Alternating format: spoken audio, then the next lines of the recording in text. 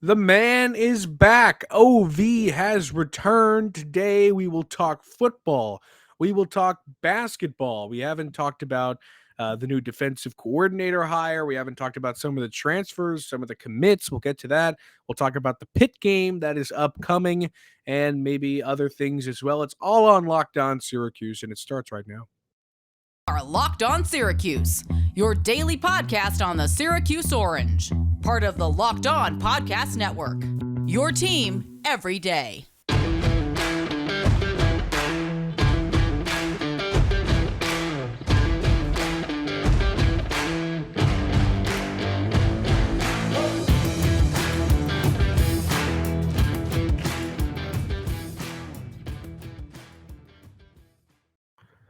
Matt Bonaparte, Owen Valentine with you on Locked On Syracuse. Thanks for making it your first listen every day. We're free and available wherever you get podcasts on this wonderful Tuesday. We do have OV back in the building. We're always happy about that. We're also happy because we are closing in on our 1,000 subscriber goal set during football season. As we all know, Owen will buy a family of 5 if there's a case. Some tickets to a Syracuse basketball game, a home game, so everybody can see the team. If we get to that 1,000 mark, we are 14 subscribers away as of recording. You could be number 1,000, and if you are, I have nothing for you, but you could be number 1,000, so that's exciting. If you say you're a number Okay. 1,000, I'll give you a shout out on here. That's a terrible thing. Everyone's just going to say the number 1,000. I'll shout out a few people if a few people claim it, but we got to get to 1,000. So that's true. It wouldn't We gotta really get there. make any sense if we weren't actually 1,000.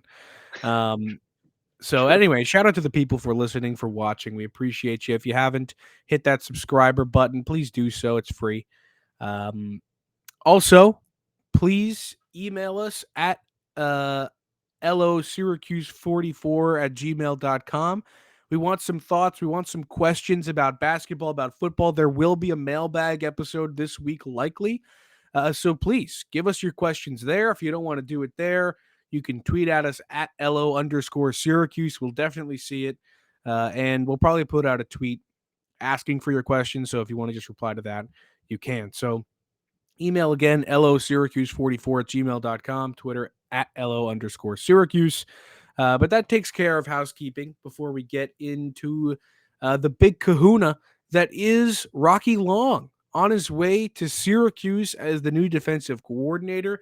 This guy coming from New Mexico, he is the godfather of the 3-3-5 defense. He's the guy that made it popular. Tony White obviously was a 3-3-5 guy himself, installed that in Syracuse, and Syracuse's defense, like we've talked about many times on this podcast, carried them throughout this season. So Syracuse, of course, wanted to continue with that theme and bring in another guy. So who's better than the godfather of it, Owen?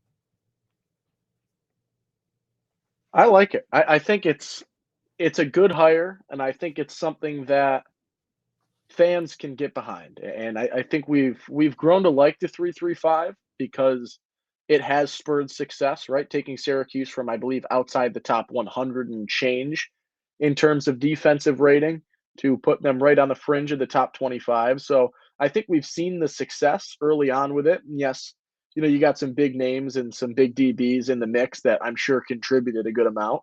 But when you look at what it's done, it's been successful. So I think it makes a lot of sense for Syracuse to stick with it. Rocky Long, as you said, the godfather of the 3-3-5. I was saying earlier before we jumped on, I do like when you get someone off of the sort of coaching tree that Long's created with this 3-3-5 defense, because they can add some twists and turns and their own spins, and I think it can become a little more effective possibly. And that's sort of what we see with Tony White, and he did a great job with it. So I am excited to see this. Apparently, I'm reading an article right now by Jack Wright of, oh boy, I don't even know what I'm reading right now, of the ABQ Journal, talking about how apparently Babers reached Albuquerque. out to Long. Yeah, the Albuquerque Journal. I don't know why that didn't land for me.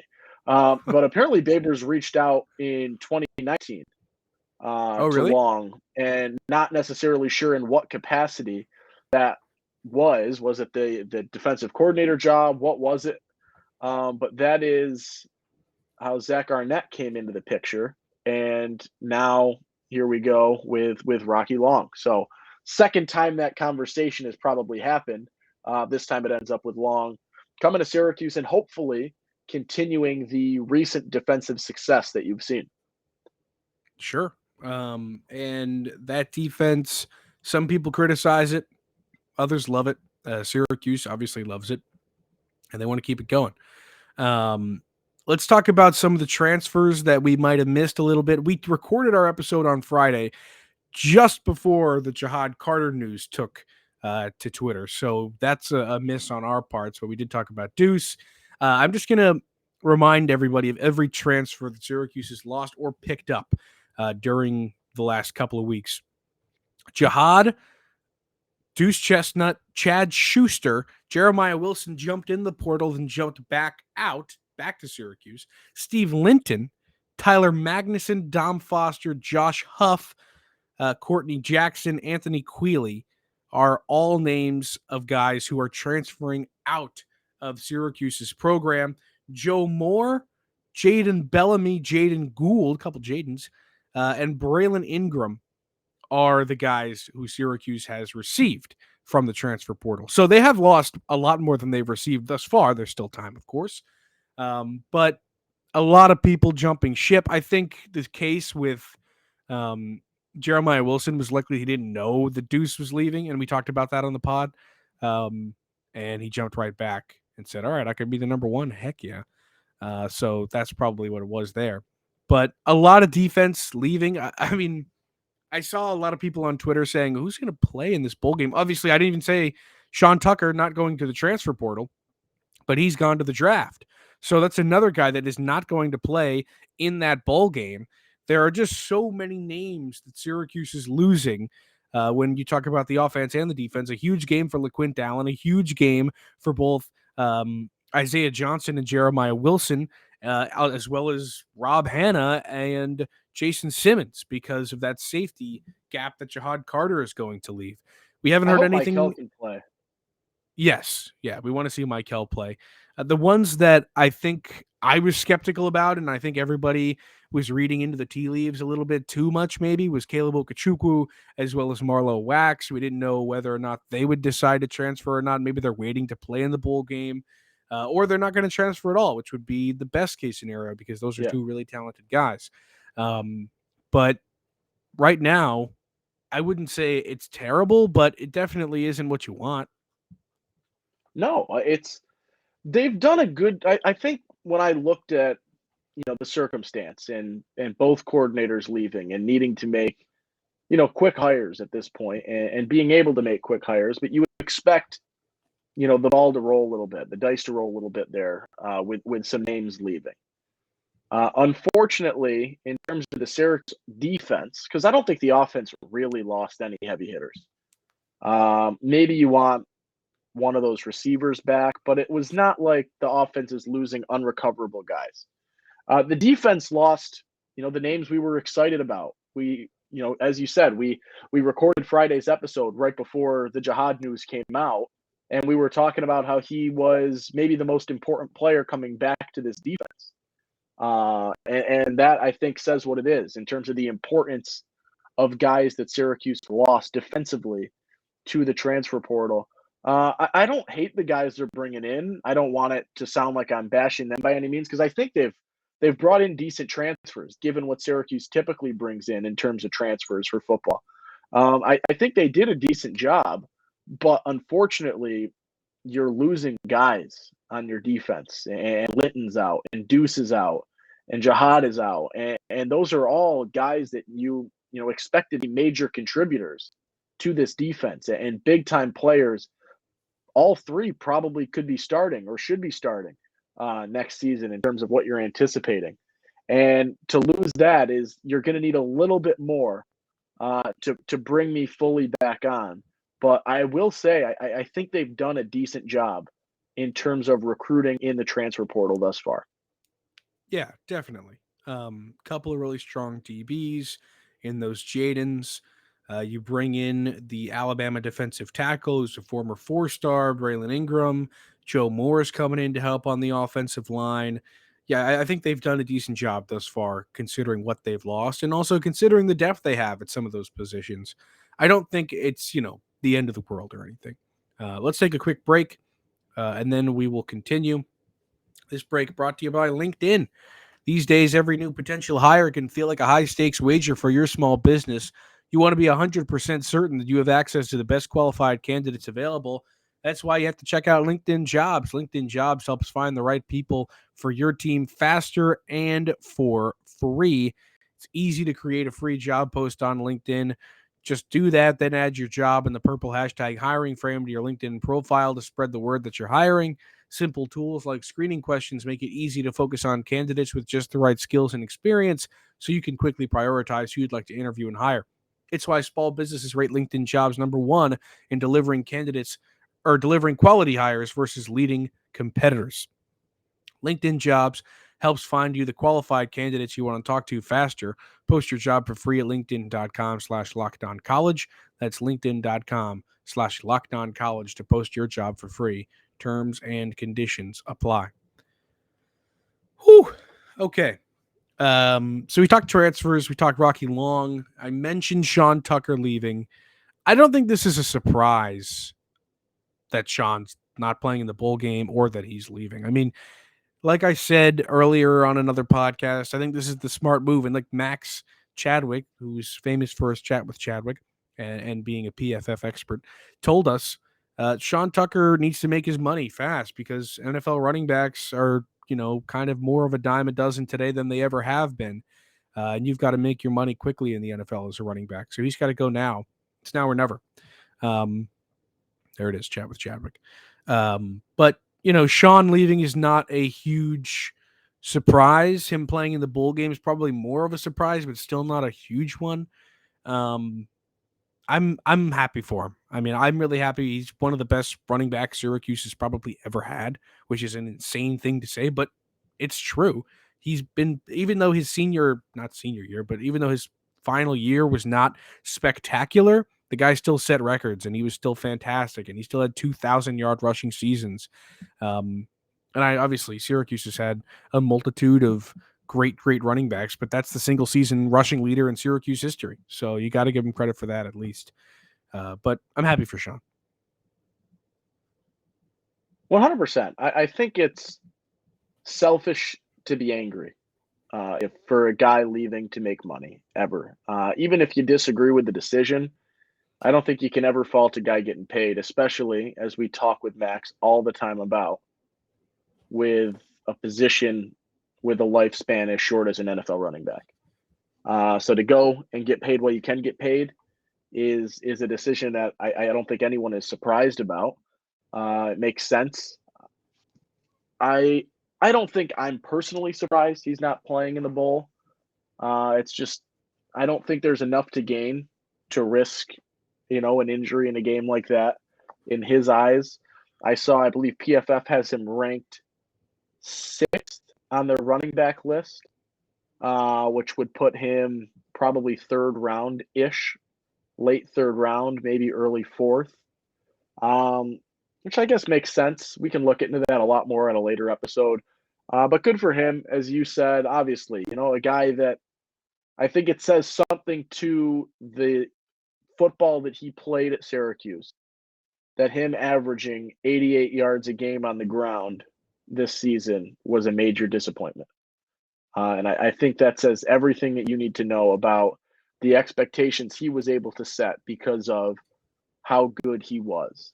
And he really was outstanding. And it's a guy that, there are big shoes to fill. And personally, I don't want to bash LaQuint Allen because I do personally like LaQuint Allen.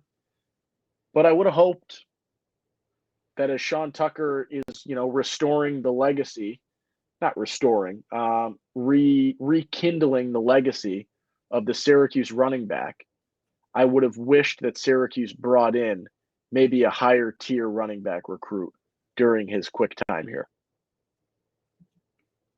Yeah, I mean, I think that's what we all kind of thought. And, Quinn Allen could be great. I mean, we don't really know yet. We haven't seen the kid. He threw a touchdown. We haven't really seen the kid do anything. But yeah, I mean, you would have liked to see, and they still have time. Maybe go out next season and get a guy and say, look what we did with Sean Tucker. He went to the NFL. But who knows? All right, let's switch gears a little bit and talk some basketball. Pitt in the Dome, I believe. Yes, in the Dome tonight as you're watching / listening to this at 9 p.m. to take on the Orange. It's an exciting game. First game of the real ACC slate. Of course, they played Notre Dame, but this is the first real ACC, schedule game in terms of consistent ones. And a game that a lot of people thought was a cupcake, probably including us, but it's gotten a lot closer in terms of betting lines and predictions. Currently, Action Network has this game at -3.5 for Syracuse. So it's just 4 points. That's kind of crazy. I didn't really expect that. Ken Palm says Syracuse wins by 2, or so. I don't know how you feel about that. I can't say I've been religiously watching Pitt basketball, but I do look at some of the results they've had. They beat NC State, which is a really solid win. They beat Northwestern, which is a solid win. They lost to Vanderbilt. They just beat Sacred Heart in North Florida. They haven't played a crazy schedule or anything yet. They lost to West Virginia, Michigan, and VCU earlier in the year. I honestly could see this game going either way, but in, just thinking about how recent games against Pitt have gone, I'm a little bit worried. I think right now you sort of hit it. This is anyone's game. It really is, and I think it's a game that both teams are going to want early on in the ACC slate because of the number of very winnable games in the ACC. You want to capitalize on as many as humanly possible, and this is a tough game for both teams. I think this is very much a game that will tell you what Syracuse basketball is right now. Have they worked some things out? Are they at the level that we want them to be, given the fact that they've now won 5 straight basketball games? Is that number irrelevant, or can they continue to build? Right? That's what you're getting out of this game tonight. There's a ton on the line here for Syracuse, and I think one of the biggest things is, can they figure out some of those issues that we continue to see? And this is a game where those mistakes are going to be heightened once again. And Cornell is, what we thought was a trap game, but still that is a game where you are very much better than the opponent. Per Ken Palm, nearly 100 spots better than the opponent. That's not the case right here. This is a team very much on your exact step, in your exact level in terms of ranking, in terms of where you fall. And so you need to be able to show that you can minimize mistakes and take advantage of the opponent's mishaps and come out victorious here. All right. I'm going to start giving you trivia on every single matchup just because I like to. I'm terrible at trivia. Yeah, but you'll get better. That's the whole thing. We're going to help each other out here. Don't worry. True. Of the last 4 games Syracuse has played against Pitt, Pitt has won 3. They won the last matchup that came this past January, and then Syracuse won a game even earlier this past January. And then Pitt took both the games in 2021. But before that, Syracuse had a win streak against Pitt. How many games did they win in a row before that, for those 4 games? I don't know. That's a good one because they had the garbage years, like the really, really big time garbage years. I'm trying to think the last time Pitt would have won. This is a rivalry of streaks, by the way. Yeah, you're killing me with streaks. I'm going to say, I don't think it's not double digits. That seems too high. What about 6? That's close. It was 7. 7. I felt like 7 in a row seemed too high. 5 seemed too low. From January 16th, 2018 to February 26th, 2020, Syracuse won every game against Pitt. That's 7 games right there, and then they lost 3 out of the last 4. So anyway, that's what I'm talking about. in terms of I'm a little bit worried because those Pitt teams that they lost to recently were super not good, and they lost at home. Remember that game they lost at home? I believe it was your senior year of college. Yeah, they lost by 3, 63-60 on the home floor. That game was so bad. It was kind of the game where everybody was like, "It's over, it's over," and then they ended up going to the tournament, Sweet 16. But anyway, And that's then what beside the ends point. up being the next basketball game that they play, which was a 20-point victory, like over a week later. I think there was a COVID pause Yeah. Yeah, in you're there, and right they about played that. them the Then they next went to game. Pitt and got killed by 20, Yeah, 96-76. Yeah, you're right. yeah. Okay, let's take one more quick break and then we'll give you predictions. This one brought to you by the NHTSA. Did you know that driving high is considered driving under the influence? That's right. Driving under the influence of marijuana is against the law in every state, even Nebraska. Okay. Even in states where marijuana is legal. That means driving high could get you a DUI.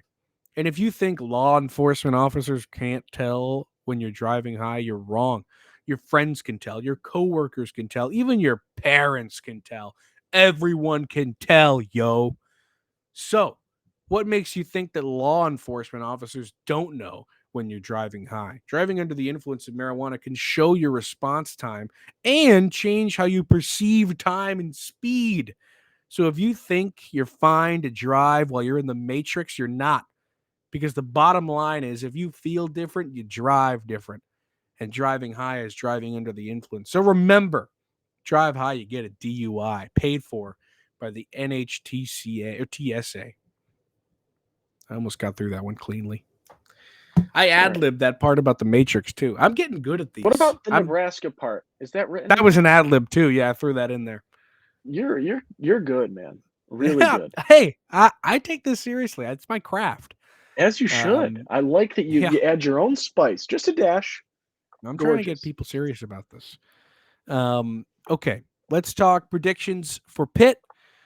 Syracuse taking on Pitt in the Dome tonight. Owen, are you going? I am. I will be there. He'll go. He's going to be there. I will be Say there. hi to Owen. Thank you. Props to my cousin's boyfriend hooking it up with a ticket. Huge from cousin's boyfriend. I was there for the Georgetown game, and I was sitting on those seats. I bought last-second tickets for too much money, and I was sitting like at the Georgetown tunnel, like right above it. Oh, nice. Yeah, with the good seats. And they have those like almost inflatable, like they look really nice. Honestly, I was like, I really want one of these. The squishy cushion. But yeah, but it was like it was not as comfortable as it looks. Oh, well, I mean, I'm sure it beats a steel bench. Totally, 100%. I was just like, I don't know. Anyway, have fun at the game. Get Owen, I don't know, get him some food or something because he gives you so many laughs and giggles. Wow. Yeah. Anyway, we're working on a 3.5-point line here. Syracuse is favored. Who you got in this one, OV? I hate that I'm falling to the Ken Pom trap right now. I think this is a shoot the gap game. I think this is a Syracuse win, but no cover. Wow. I take them by exactly 3. Okay.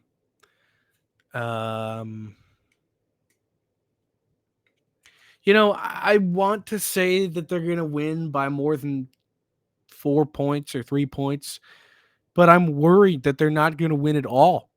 I'm worried that they're going to get hit in the face by ACC play. That is a reality. And Judah Mintz is going to be like, I got to play against these guys, but maybe he'll just dog them because he is him. Yeah. I'm going to go with my gut, though, and I'm going to say they do not cover. I'm going to say Pitt covers. I'm going to say I kind of want to agree with you and say it's a shoot the gap, really close game. It feels like a shoot the gap kind of game. I might say 66-63. Wow, that would be a vintage score. I'll go with you. I'll go with you on that one. I'm not going to pick a score though. I'm just going to say that it's a shoot the gap, Syracuse win. Remember when this was supposed to be the Dior Johnson revenge game? Yeah, is he even playing? No. Owen's face went from giggling to just straight face. Yeah, sorry. I know he has troubles with the law these days. I just don't know We never what his talked about that. status I mean, is. talk No, about because a I'm not trying to rub it dodged in his bullet. face. Talk about a dodged bullet. People really wanted to talk, smack to. Were you on the podcast when we did the Dior Johnson episode, or was that during the Brad Klein era?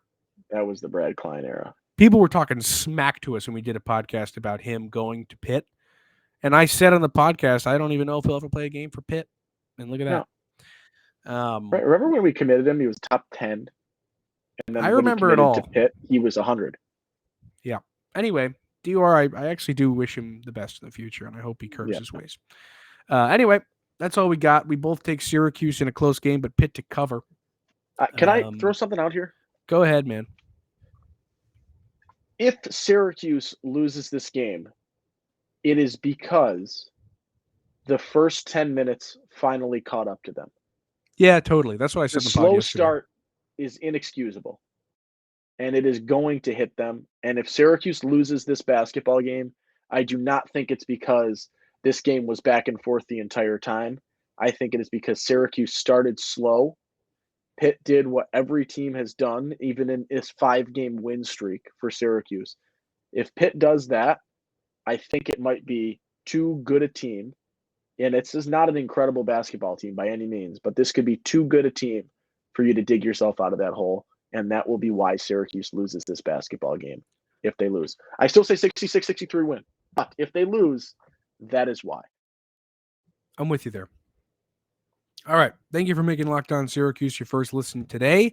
Go make your second one, the Locked On Sports Today podcast. Peter Bukowski brings you the biggest stories from around the sports world in 20 minutes. Get the analysis and opinions before anyone else with our local and national experts and insiders. Locked On Sports Today podcast available on YouTube and wherever you get podcasts. I'm Matt Bonaparte. He's Owen Valentine. We'll see you later.